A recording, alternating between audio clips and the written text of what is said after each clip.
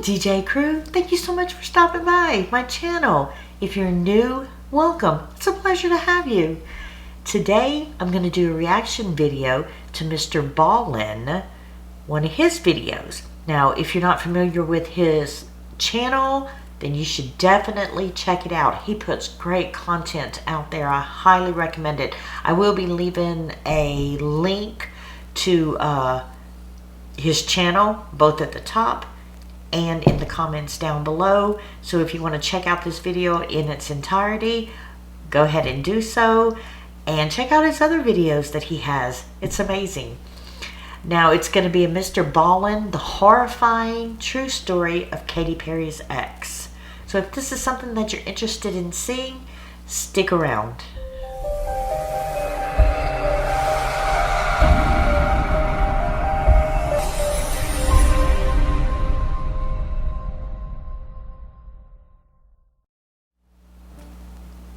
Okay, so let me put a little disclaimer out there before we even start, okay? This video is going to contain content that has to do with mental illness, that's going to have to do with violent nature, animals, cruelty to animals.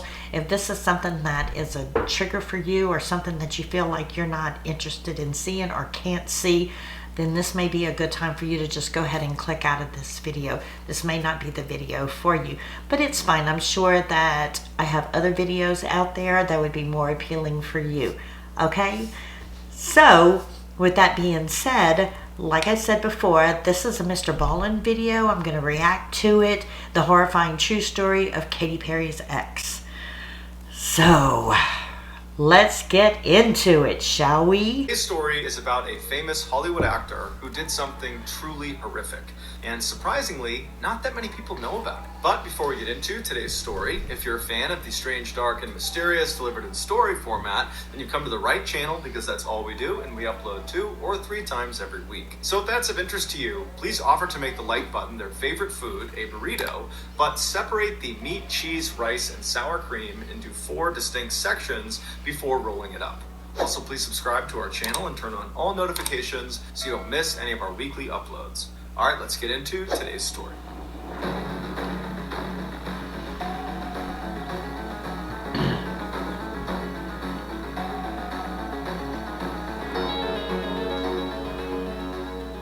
Before we get started, I want to give a special shout out to Billy Jensen, who is a fantastic true crime investigative journalist who wrote the article for the LA magazine called The Secret Life of Johnny Lewis. That article was used extensively in the making of today's video. So thank you, Billy. Johnny Lewis was only 7 years old when he landed his first acting role. Granted, it was only a bit part in an obscure escalator safety video, but it was a start. From there, Johnny appeared in dozens of commercials, including with Pizza Hut, before someone recognized this kid has real talent, and he earned appearances on the hit TV shows Seventh Heaven, Malcolm in the Middle, and Drake and Josh, which were really big in the late 90s and early 2000s. I remember watching Malcolm in the Middle. Yeah. I like that show. That was like one of my favorites, and I think I do remember him being in there. I do remember his character in there. So that's pretty interesting. So this is somebody that I know then as an actor anyway. 2001, when Johnny was 18 years old, he had made enough money from acting that he was able to leave his parents' home in North Los Angeles and move into a new home right in Hollywood with a bunch of other up-and-coming actors and actresses. By 2006, when Johnny was 23 years old, he was riding high. He had landed several more big TV roles, like a recurring role in the show The O.C., which was very popular in the 2000s. And in 2006, he was dating the mega pop star Katy Perry. And although their romance was relatively short, apparently it was very intense because Katy would go on to write 2 songs that were apparently about Johnny. But did you see his blue eyes and her blue eyes? Like, let me go back. Oh, maybe we went too far. Oh, it's not going to let me go back. Let's see. Oh, I hate to do this. 2000s. In 2001, when Johnny was 18 years old, he had made enough money from acting. Let's see if I can go forward. And write 2 there. songs that... Sorry to do that. There. Look at their eyes. Their eyes are almost the exact same color. Too cute. Apparently about Johnny. But Johnny's real rise to stardom occurred 2 years later in 2008 when he was cast as the character Half Sack on the critically acclaimed motorcycle drama Sons of Anarchy. While the show made him famous and fabulously wealthy, Johnny was growing concerned with the direction the show was taking. Y'all, I was the hugest fan of Sons of Anarchy. I never missed an episode. Oh my goodness, I remember him in the show. He wasn't in there very long though. I want to say maybe just like 2 or 3 seasons, maybe? If I remember correctly. I could be wrong, but let's see. It felt like it was becoming too violent. Johnny liked reading poetry and studying philosophy and staying up late drinking tea and playing chess. He did not like acting out scenes of gratuitous violence. It just wasn't who he was. So after being on the show for 2 seasons very successfully, he was a very popular... 2 seasons. I was right. Maybe 2 or 3 seasons, I said. I couldn't remember exactly. 2 seasons. Okay, he was on the show for 2 seasons. He went to the writers and said, "You got to write me out of the script. I can't do this anymore." The writers were totally caught off guard and begged him to stay, but he had made up his mind, and so in 2009, his character was killed off. After leaving Sons of Anarchy, Johnny decided that he wasn't going to pursue any serious acting roles for the time being. Instead, he wanted to focus his time on writing his first novel, which was about this musical genius trying to make his way in the world. And so he started asking around to see if anybody he knew of a quiet place he could live and write out of. And his photographer said, "I think I know the place." It was called the Writer's Villa, and it was this beautiful house with 6 bedrooms for rent right outside of Hollywood. Over the years, it had become a sort of safe haven for up-and-coming actors and actresses still looking to land their big break. The reason it developed this reputation was because of the owner, Kathy Davis. She was this wonderful woman who really understood how difficult trying to break into Hollywood was for all these people that stayed at her house. And so she would look after them and make them food and offer them rides, and she would stay up late and listen to their frustrations and be a shoulder to cry on if they didn't get the part they wanted. Many of her... So she was more or less like a mother figure to all of these upcoming actors and actresses. That's pretty good. Oh, that's pretty interesting there. Okay.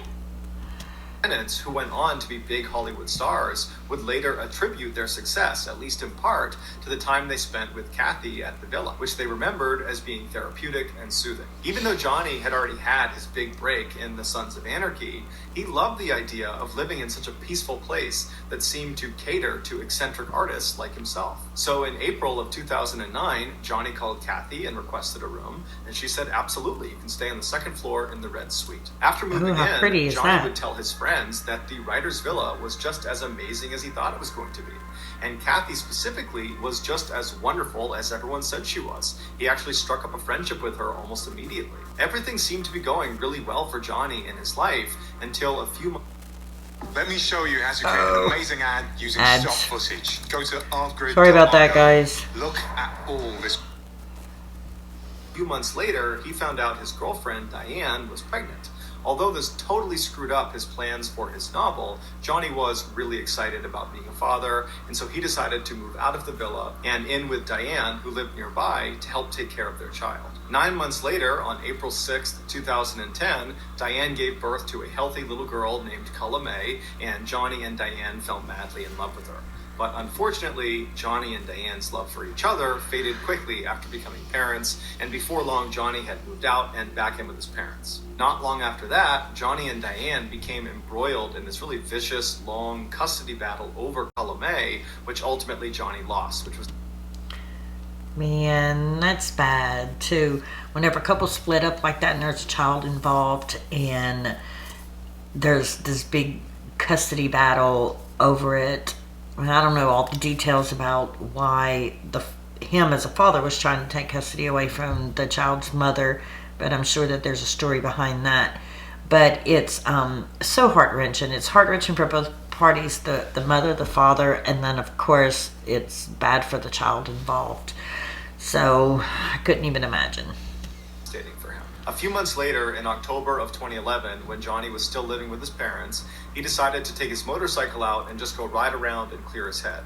And so he drove for about 2 hours to the west of LA out into the desert, where he lost control of his bike and he crashed. After getting to the hospital, his injuries were determined to be relatively minor, except they were concerned he might have a head injury. However, after testing negative for a concussion, he was said to be okay by doctors and he was sent home.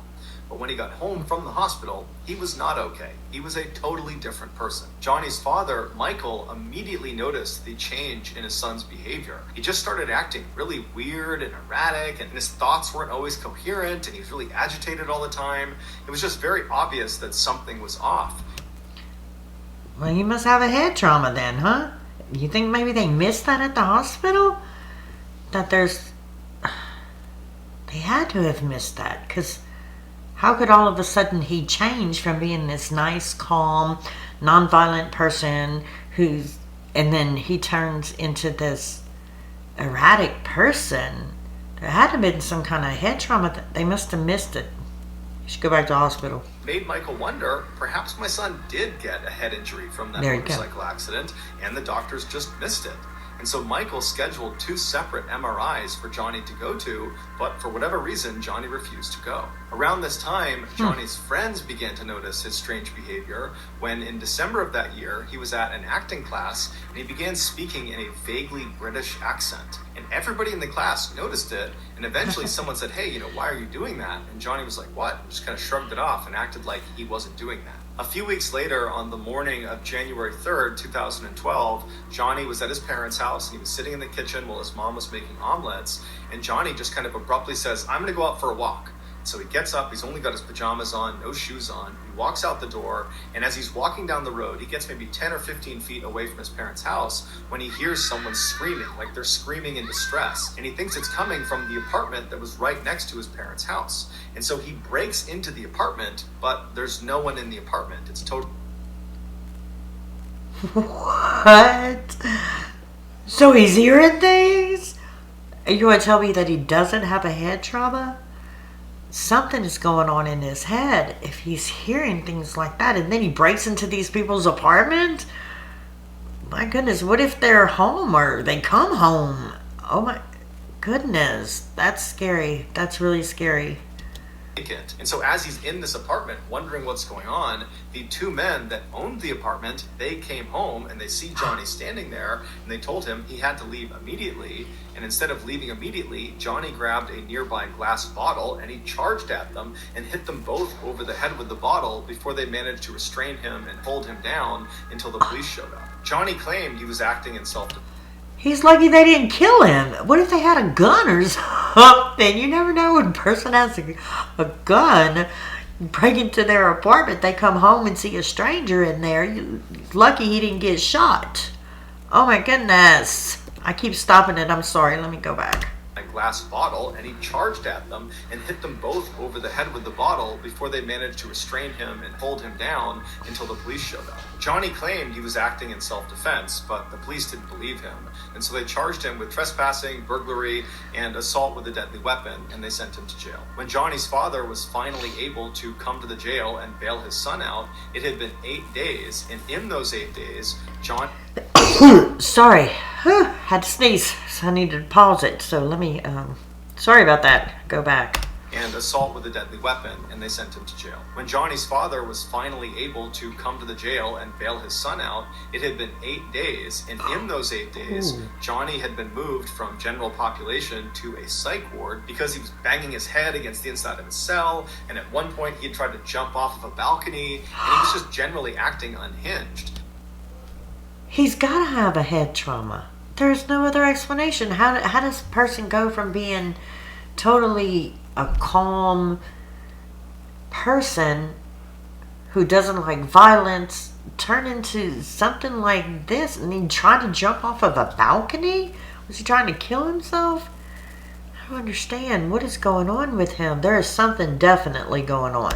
So when he was discharged, on his paperwork, a doctor at the jail had commented that he thought Johnny at one point must have had some sort of head injury that had made him act this way, and he was definitely suicidal. When Johnny got back to his parents' house, he was an absolute wreck. Physically, I mean, he had 2 black eyes and his face was all puffed up from the confrontation he had with those 2 men in the apartment. And emotionally, he was so distraught that he wouldn't let anyone in his family come near him. He just holed up in his room and just told everyone to stay away. He also became extremely sensitive to light, to the point where he was turning off all the lights in his parents' home, and then when they would eventually just turn them back on again, he would get agitated and turn them all off, and then finally he just disabled his parents' fuse box. But despite... What in the world? There's definitely something going on there. I mean, he's all of a sudden acting erratic. He's got a sensitivity to light to the point where he's actually turning all the breakers off in the house, disconnecting all the electricity. Wow. They really need to get him checked. Johnny's obvious issues after coming home from jail, over the next few weeks, he did actually seem to be improving to the point where at the end of January, so about a month after he came home from jail, his parents allowed him to move out and go live on his own in Santa Monica, California, about 30 minutes away. But as soon as he was living on his own, his troubles started again. On February 10th, so about a week after moving into this place in Santa Monica, if you shop on Amazon, sorry, another ad. Use this tool. It's a browser extension that he was arrested for punching some random stranger in the head outside of a yogurt shop, but he was ultimately released on $20,000 bail. A couple of days later, Johnny, fully clothed, just walked into the ocean, and when he was pulled out, he had to be brought to the hospital to be treated for hypothermia. A couple of days after getting out of the hospital, he was arrested again, this time for trying to break into a woman's apartment in... Look at how different he looks. Like, even his eyes look so different. Like, his eyes are so dark. Like, you remember the previous picture of him and Katy, and he had the brightest blue eyes? Look at how he looks right now. He looks bad. He looks really, really bad in this picture.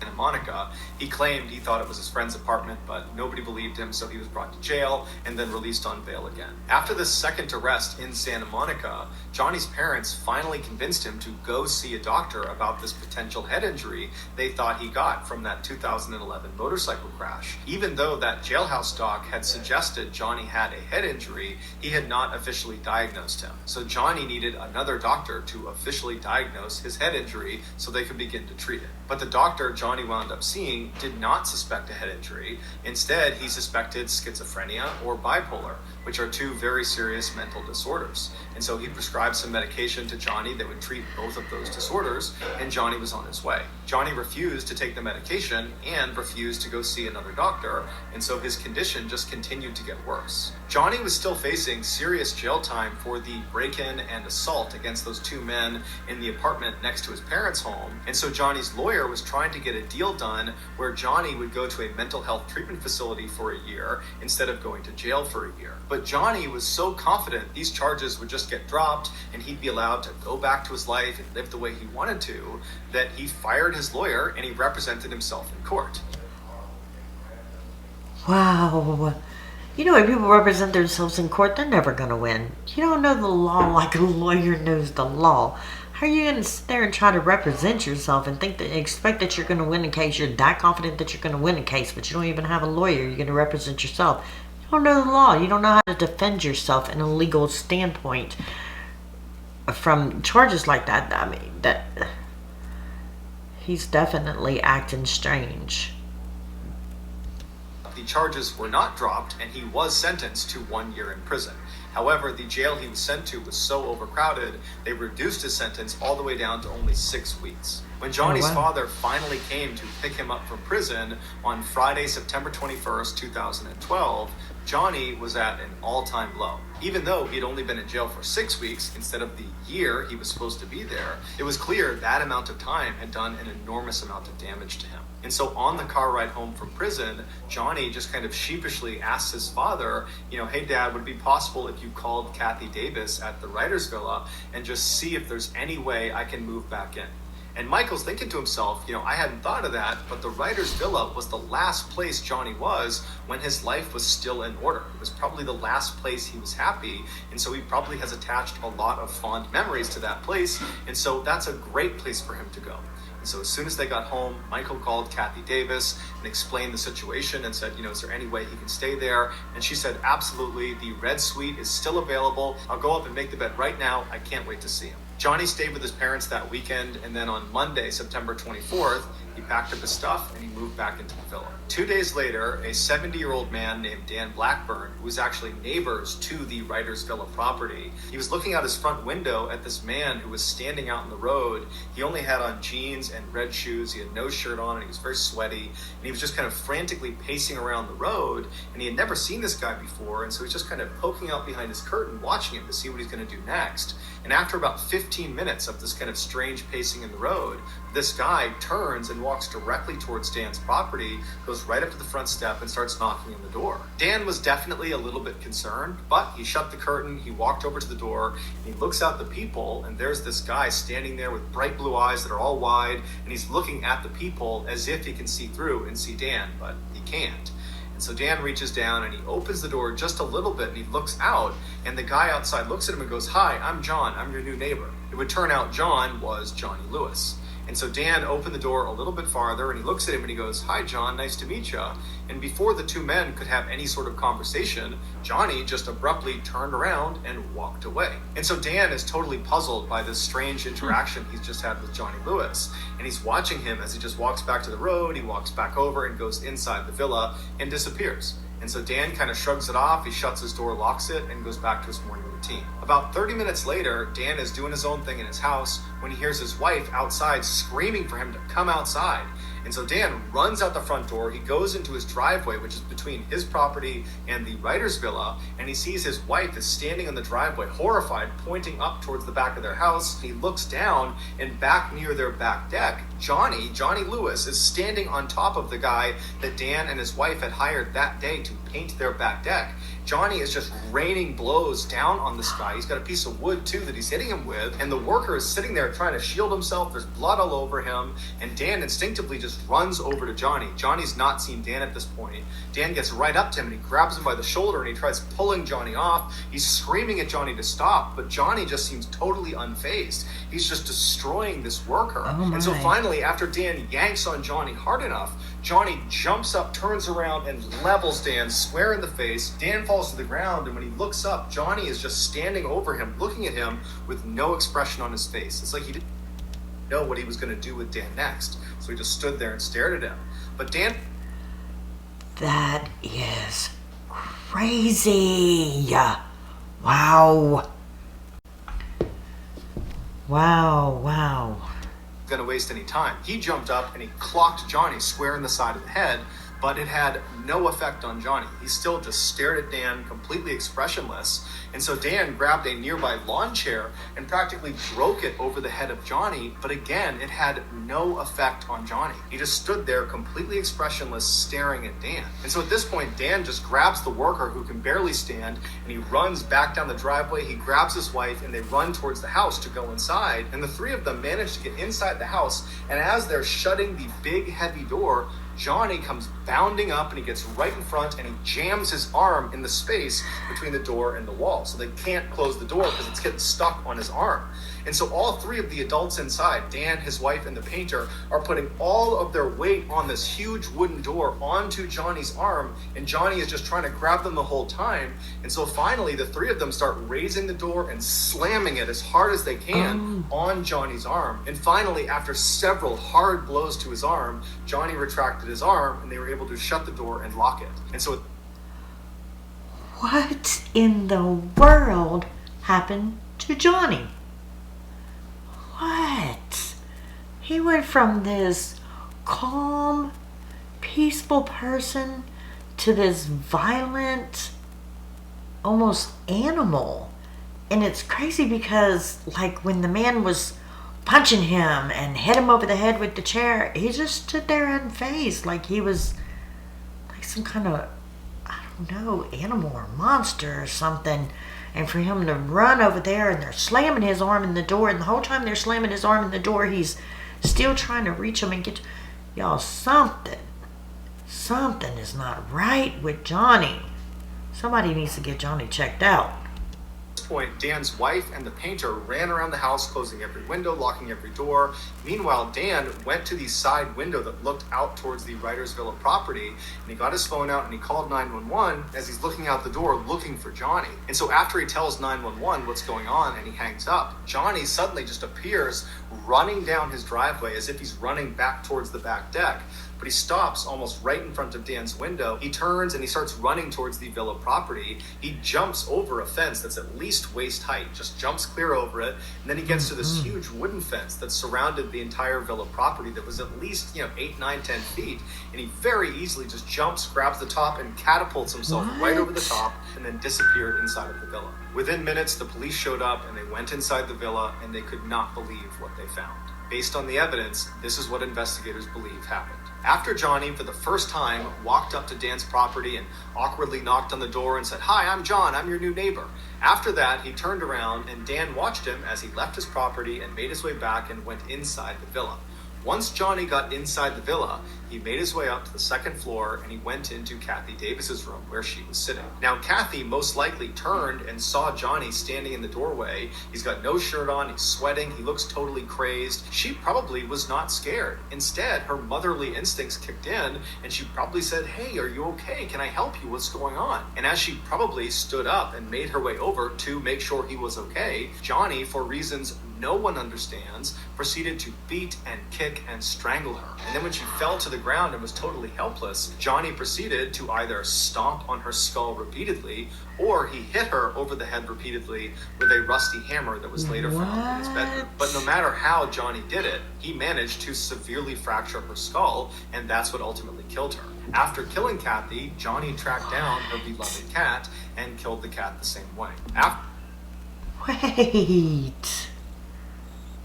What in the world? He beat this poor woman to death and then did the same thing to her cat? Y'all, that is crazy. Something's wrong. Something's not right in his head. Johnny ran out of the villa, and that's when he spotted Dan's house painter just sitting outside, and he walked over to him and just began beating him. And just like the attack on Kathy and her cat, this attack on this house painter appeared to have no motive as well. After Dan came outside and managed to fight Johnny off, and then when Dan went back inside the house with his wife and with the painter, Johnny stood outside for a few minutes before running down Dan's driveway and then hopping over those two fences right in front of Dan, and then Johnny disappeared inside of the villa. Once Johnny was in the villa, it's believed he climbed up to the upper patio or onto the roof of the villa itself, and from there he either jumped or fell to his death on the driveway below. His death was officially ruled an accident, not a suicide. After the news broke about what had happened at the writer's villa, everybody assumed Johnny must have been on some really hardcore drugs. That's the only explanation for why someone would act the way he acted. But when his toxicology report came back, it showed he had absolutely no drugs of any kind, legal or illegal, in his system. He was completely sober at the time he committed this horrible crime. Some believe Johnny really did have some undiagnosed head injury from that motorcycle accident, and this head injury is responsible for his violent outbursts. Others disagree and say the head injury had nothing to do with it. Johnny clearly had some undiagnosed mental disorder. Maybe it was schizophrenia, maybe he was bipolar, maybe it was something else, but it was this mental disorder that led to these violent outbursts. But to this day, no one knows for sure why Johnny did what he did. All we know is an innocent woman and her cat were needlessly killed. So that's going to do it, guys. If you found the secret in today's episode... Yeah, maybe it was a combination of both. Maybe he had some kind of mental disorder that he was able to control himself, but then the head trauma just brought it out. The accident that caused the head trauma. I don't know. I'm not a doctor. I can't diagnose this.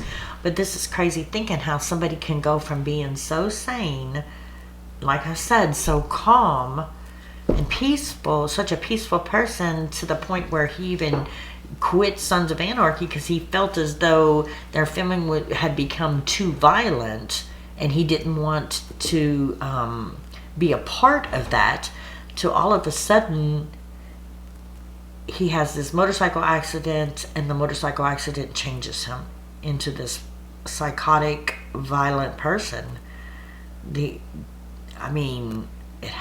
Gosh, I wish that they would have done further testing. Well, his father pushed for it. He did say in the video that the father pushed for it, but Johnny refused to go have any further testing done.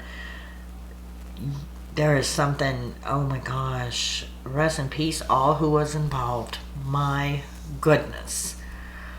Okay, so that's it for today's video. If you stuck around this long, thank you so much for hanging in there with me. If you haven't already, please hit that subscribe button. If you like this video, give me a thumbs up. If you didn't like it, give it a thumbs down. And don't forget to go visit MrBallen's channel. And I'm going to leave you with my thought like I always do. Okay? When hate wins, love dies.